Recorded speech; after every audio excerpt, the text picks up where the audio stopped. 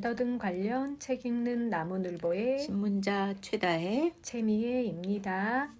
안녕하세요. 저는 194페이지 제7장 상호작용 전략의 리뷰 약속 부분부터 읽어갈 이송민이라고 합니다. 194페이지의 리뷰 약속 부분입니다. 부모 주도하에 가정에서 이루어지는 6주 동안의 안정화 기간이 끝나게 되면 부모와 아이가 함께 치료실을 방문해서 그동안의 진전 상황을 이야기하고 앞으로의 계획을 세우게 됩니다. 그때 나누게 되는 이야기로는 총 4가지가 있는데요. 설문지를 미리 부모님에게 제공해 드려서 페일린 부모평가 척도를 체크해 오게 한 후에 그거에 대해서 이야기를 나누게 되고 6주 동안 안정화 기간을 거치면서 무엇이 잘 되었는지, 그리고 아동평가를 통해서 우리는 아이의 말더듬의 비율을 치료 이전의 수준과 비교해서 말더듬에 어떠한 질적인 변화가 있는지를 살펴보게 됩니다.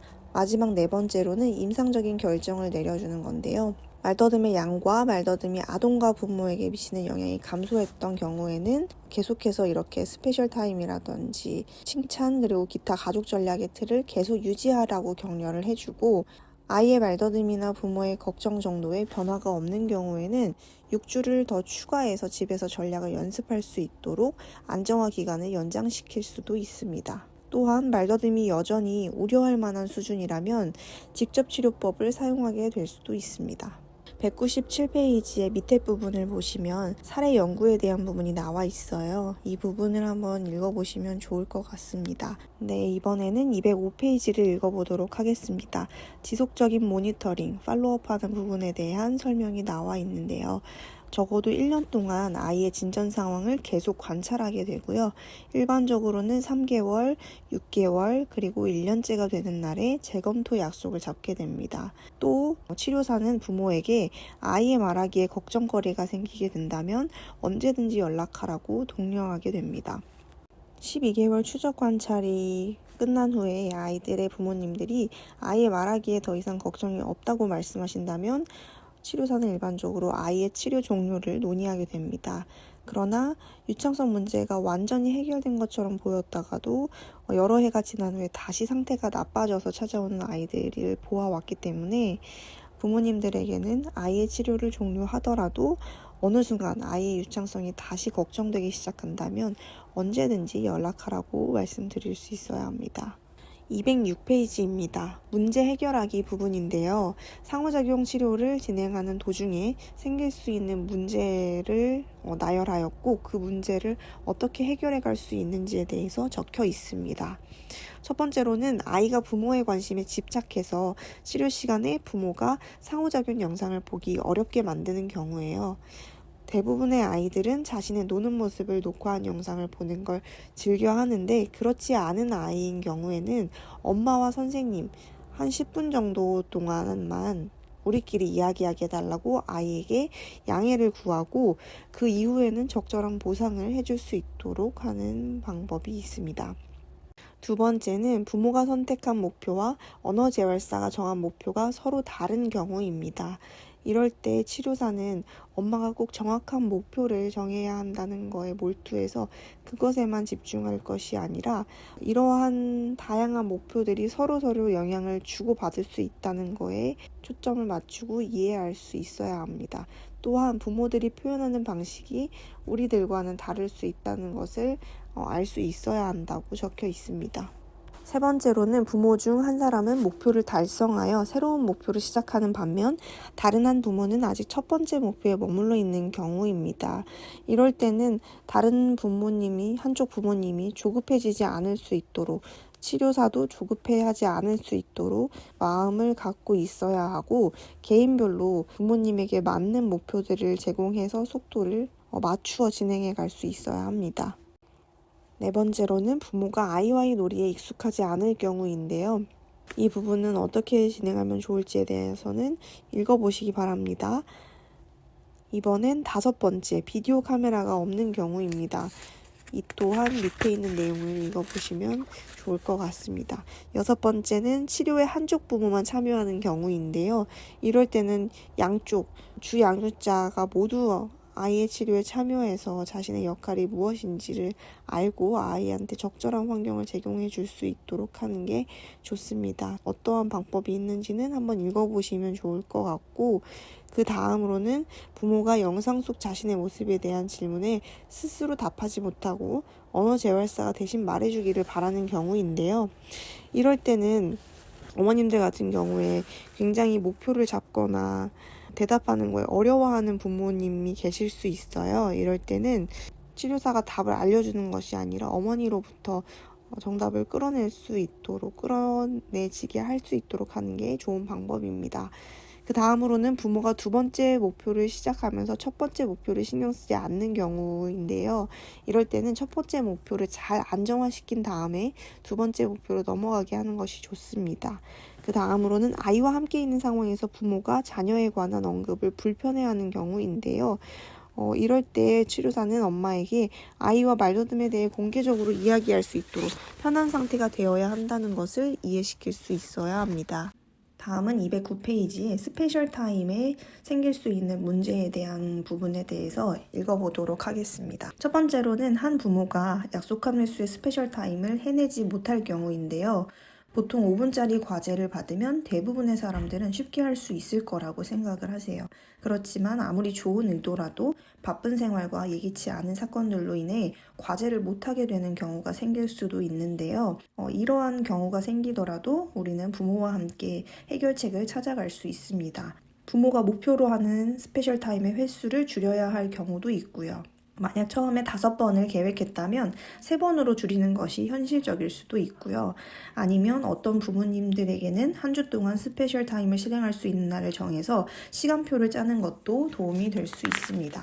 그래서 여기에서 중요한 점은 부모가 스페셜 타임을 안정적으로 정착시키는 것이 필수라는 점입니다. 어떤 경우 다른 스트레스 요인이 있을 경우에는 페일린 부모 아동 상호작용 치료를 시작하기 어려운 경우도 있을 수 있는데, 이런 경우에는 부모가 조금 더 집중할 수 있을 때까지 치료를 미루는 게 더 나을 수도 있습니다.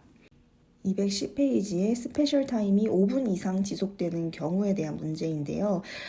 5분을 지키는 것이 어려울 수도 있어요. 특히 활동이 마무리되지 않은 경우에는 더욱 그러한데요. 부모에게 5분보다 더 걸리는 이유가 무엇이라고 생각하는지 묻고 활동이 너무 복잡하지 않아야 한다고 이야기해줘야 합니다. 또한 어떤 경우에는 타이머를 사용해서 활동을 중단한 후에 일단 과제 기록지를 작성하고 다시 활동으로 돌아가는 방법을 제안할 수도 있습니다. 어떤 부모님들에게는 스페셜 타임의 시간을 제한하는 것이 아이에게 지켜야 할 선을 가르치는 중요한 단계가 되기도 합니다. 아이가 스페셜 타임을 하기 싫어하는 경우에는 그렇게 자주 일어나는 일은 아니지만 스페셜 타임을 하고 싶어 하지 않는다고 부모가 알려온다면 누가 활동을 선택하는지, 그리고 어떤 방식으로 아이를 놀이로 이끄는지 확인해 볼 필요가 있습니다. 그리고 특히 아이가 좋아하는 일을 하고 있을 때 엄마 아빠가 스페셜 타임을 하자고 제안했을 수도 있어요. 그래서 우리는 가끔 아이에게 부모가 과제를 할 수 있도록 협력하기로 한 약속을 상기시키기도 합니다. 부모가 아이의 유창성에 관해 기록한 경우에는 스페셜 타임 시간에는 부모님들에게 아이가 말하는 방법에 신경 쓰지 말고 아이와 즐거운 시간을 가져주세요 라고 이야기를 하는데, 보통 이렇게 유창성에 관해서 기록을 해 오시는 부모님들도 계세요. 그럴 때는 아이가 하는 말하기 방법에 신경 쓰시지 말고 말의 내용에 귀를 좀 더 기울여 주시라고 말씀을 드립니다. 다음은 211페이지입니다. 부모가 다른 일을 하면서 동시에 스페셜 타임을 진행하는 경우인데요. 생활이 바쁘다 보면 부모가 스페셜 타임과 목욕, 과제, 여행 등과 같은 다른 활동을 결합시키는 경우가 있어요. 이러한 경우에 우리는 부모와 함께 이것이 이상적이지 않은 이유를 탐구해 볼 수 있습니다. 예를 들어 아이가 부모로부터 완전한 관심을 받기 힘들어진다거나 다른 사람들의 방해를 받을 수 있다는 것을 얘기해 볼 수 있어요. 형제 자매가 스페셜 타임을 방해하는 경우도 있는데요. 부모로부터 형제 자매가 스페셜 타임을 방해한다는 이야기를 들을 수도 있게 됩니다. 우리는 어머님, 아버님과 함께 이를 방지할 수 있는 방법을 모색하면서 그 형제 자매와도 스페셜 타임을 하는지를 체크해 볼 수 있어야 해요. 우리는 아이들과 교대로 스페셜 타임을 하는 것을 제안하고 누가 먼저 스페셜 타임을 할 것인지 결정하게 합니다. 치료사는 스페셜 타임을 하는 장소를 바꿀 경우 다른 형제자매의 방해가 줄어드는지를 알아보아야 하고요. 형제자매가 잠을 자거나 다른 일에 몰두하고 있을 때 우리 아이와의 스페셜 타임을 하는 것이 도움이 되기도 한다는 것을 알려드려야 합니다. 다음은 211페이지의 상호작용 목표에 대한 이유입니다. 첫 번째로는 아이의 놀이 주도 따르기인데요. 이 목표는 부모가 사용할 수 있는 핵심 상호작용 중에 하나입니다. 아이의 놀이 주도 따르기는 다양한 상호작용 목표를 포함하는 표현입니다. 부모가 해야 할 일은 부모가 먼저 장난감을 가지고 나서면서 놀이를 시작하기보다 아이가 하는 것을 관찰해 주는 것, 아이에게 질문이나 지시를 하는 대신에 아이가 관심을 보이거나 집중하고 있는 것에 대해 서술하기로 반응하는 것, 아이가 선택한 활동에 참여하고 아이가 하는 대로 따라하는 것, 아이가 스스로 문제를 풀 수 있도록 기회를 주는 것입니다. 놀이하는 동안 부모가 아이의 주도를 따를 때 아이는 놀이와 대화의 속도 및 언어 내용을 조절할 수 있게 되고 많은 도움이 되는 전략들이 자연스럽게 따라오게 됩니다. 아이의 초점에 부모가 함께하게 될 때 부모가 하던 대로 하기보다는 부모의 눈맞춤이나 자세와 같은 비구어 행동들도 변하게 됩니다. 213페이지의 두 번째 목표입니다. 아이가 말을 시작하고 반응하고 마무리할 시간을 주는 건데요. 비디오에서 종종 어머님, 아버님, 부모님들은 아이가 말을 시작하고 반응하고 마무리할 수 있는 시간을 주는데 초점을 맞춥니다. 부모에게 아이가 충분한 시간을 갖도록 하기 위해서 부모가 한 행동이 무엇인지 물어보면 부모의 대답은 다음과 같을 수 있어요. 침묵을 허용하고 침묵을 깨기 위해 질문하거나 의견을 말하거나 지시하려고 하지 않는다. 말하기 전과 말하는 중간에 좀 더 길게 쉼을 둔다. 아이의 말을 경청하고 아이가 할 말을 끝냈는지 확인한 후에 부모가 다시 말을 시작하며 아이의 말을 방해하거나 아이를 위해 말을 대신 끝내주지 않는다. 다음은 아이가 말을 시작하고 반응하고 마무리할 시간을 주는 목표에 대한 도움말입니다. 말을 시작하는 시간을 주는 이유는 말을 더듬는 아이들의 경우 하고 싶은 말을 계획하고 조직하는 데에 더 많은 시간이 걸리기 때문에 놀이를 하는 동안 아이에게 말을 시작할 시간을 주는 것은 아이의 의사소통과 유창성에 도움이 될 수 있습니다. 말에 반응하는 시간을 주는 것은 길고 복잡한 반응이 요구될 때는 아이에게 충분한 시간을 주는 것이 도움이 됩니다. 말을 마무리하는 시간을 주는 이유는 우리는 말을 더듬는 아동의 부모가 말을 더듬지 않는 아동의 부모보다 아이의 말을 방해하는 경향이 더 크지 않다는 것을 압니다. 연구에 따르면 말더듬은 부모의 상호작용 방식, 특히 끼어들기 행동에 영향을 주게 되는데요. 말을 더듬는 아이의 어머니와 말을 더듬지 않는 아이의 어머니 모두 아이가 유창하게 말할 때보다 덜 유창할 때 끼어드는 경향이 있다고 합니다. 그래서 말을 심하게 더듬는 아이들은 어머니 발화와 중첩되는 시간이 더 길었기 때문에 아이가 말을 더듬을 때 어머니들은 아이를 도와주기 위해 아이의 말을 대신 끝내주느라 아이의 말에 끼어드는 것 같다고 해석하였습니다. 이러한 연구 결과를 종합해 볼 때 부모가 아이에게 말을 시작하고 반응하고 끝낼 수 있는 충분한 시간을 주는 것이 어떤 아이들에겐 도움이 될 수 있다고 말할 수 있습니다. 216페이지의 세 번째 목표인 부모의 말 속도와 쉼 두기입니다. 많은 부모들이 자신의 아이가 느리게 말하면 말더듬이 줄어든다고 본능적으로 알고 있습니다. 그 결과 부모들은 자신의 말 속도를 조절하거나 쉼 두기를 하면서 이것이 아이의 말 속도와 말더듬에 어떤 영향을 미치는지 생각하기도 합니다. 이 목표에 대한 도움말로는 지금까지 말을 더듬는 아동의 부모님들은 아이와 말을 할 때 천천히 말해주세요 라는 조언을 들어왔어요. 아이가 말을 더듬기 전과 말을 더듬기 시작한 이후에 부모님의 말 속도를 측정하였을 때 말을 더듬는 아동의 부모가 말을 더듬지 않는 아동의 부모보다 말을 더 빨리 한다는 증거는 없었습니다. 그러나 부모의 말 속도가 아이의 말더듬에 반응하여 변할 수 있다는 연구 결과는 있습니다. 연구에 따르면 부모들은 자신의 말 속도를 줄이는 것을 배울 수 있으며 모두 그런 것은 아니지만 대부분의 말을 더듬는 아동은 부모가 더 천천히 이야기하면 유창해집니다. 그러나 부모의 느린 말투가 어떻게 아이의 유창성을 도와주는지는 아직 불분명하긴 한데요.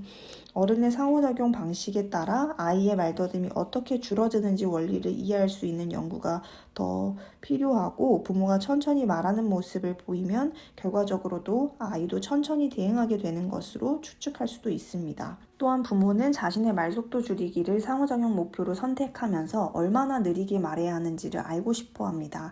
연구에 따르면 부모는 자신의 속도를 자녀의 속도와 비슷하게 함으로써 자녀의 유창성을 지원할 수 있다고 합니다. 따라서 우리는 부모와 아이의 말속도와 비슷하거나 그보다 약간 더 느린 속도로 말하도록 장려합니다. 217페이지의 네 번째 눈맞춤 목표에 대한 내용입니다. 부모들은 아이의 눈맞춤 기능을 발달시키거나 부모가 아이의 말을 경청하고 있다는 것을 알게 하고 아이의 관심거리를 공유하고 싶을 때 눈맞춤 횟수 늘리기를 상호작용 목표로 선택할 수 있습니다. 우리의 경험상 아이는 놀이를 하면서 계속해서 부모와 눈맞춤을 하지는 않지만 가끔 말하기를 시작할 때 눈맞춤을 합니다. 부모는 놀이 중 장난감에 시선을 두면서 아이와 의미 있는 눈맞춤의 기회를 쉽게 놓치기도 합니다. 아이와 같은 높이로 위치를 바꾸어 적당한 거리에서 얼굴을 맞댈 수 있는 자세를 취하면 눈맞춤에 도움이 됩니다. 이 목표에 대한 도움말로는 아이와 눈맞춤을 하는 것은 아이가 놀이와 말하기에 집중하도록 하고 이것은 아이의 의사소통과 유창성에 도움이 될 수 있습니다. 부모가 아이와 눈맞춤을 하기 위해 하던 일을 멈출 때 부모는 아이에게 부모가 적극적으로 아이의 말을 듣고 있고 아이가 행동하고 말하는 것에 온 관심을 기울이고 있다는 사실을 알려줄 수 있습니다. 218페이지의 다섯 번째 목표인 아이의 수준에 적절한 언어 사용하기입니다. 부모에게 단순한 언어를 사용하고 질문 횟수를 줄이도록 권장하는 치료 프로그램에 대해 여러 연구자들은 걱정을 표현해 왔습니다. 이는 그러한 변화들이 잠재적으로 아이의 언어 발달에 부정적인 영향을 끼칠 수 있기 때문인데요. 이러한 우려는 부모 언어 자극의 어떠한 측면이 자녀의 언어 발달에 결정적이고 유익한 도움이 되는지 알아보는 아동 언어 분야의 연구 결과에서 비롯되었습니다. 언어 자극의 양, 부모가 사용하는 어휘의 다양성, 질문의 횟수, 그리고 이야기하기와 설문하기와 같은 탈맥락화된 언어의 사용이 아이의 언어 발달에 긍정적인 영향을 미치는 것으로 나타났습니다. 그렇기 때문에 우리는 아이의 언어를 발달시킬 수 있는 언어 자극의 필요성과 복잡한 언어 자극을 소화할 수 있는 언어 능력에 대한 인식을 잘 조화시킬 필요가 있습니다. 상호작용 전략을 목표로 치료할 때 개별화된 접근 방식을 취함으로써 우리는 아이의 필요성에 부합하는 목표를 추천할 수 있습니다. 다음은 220페이지의 여섯 번째 목표인 대화 중 질문보다 서술하기를 더 많이 사용하기입니다. 비디오 관찰에서 우리는 부모들이 자연스럽게 서술하기보다 질문하기를 더 자주 사용하는 것을 발견했습니다.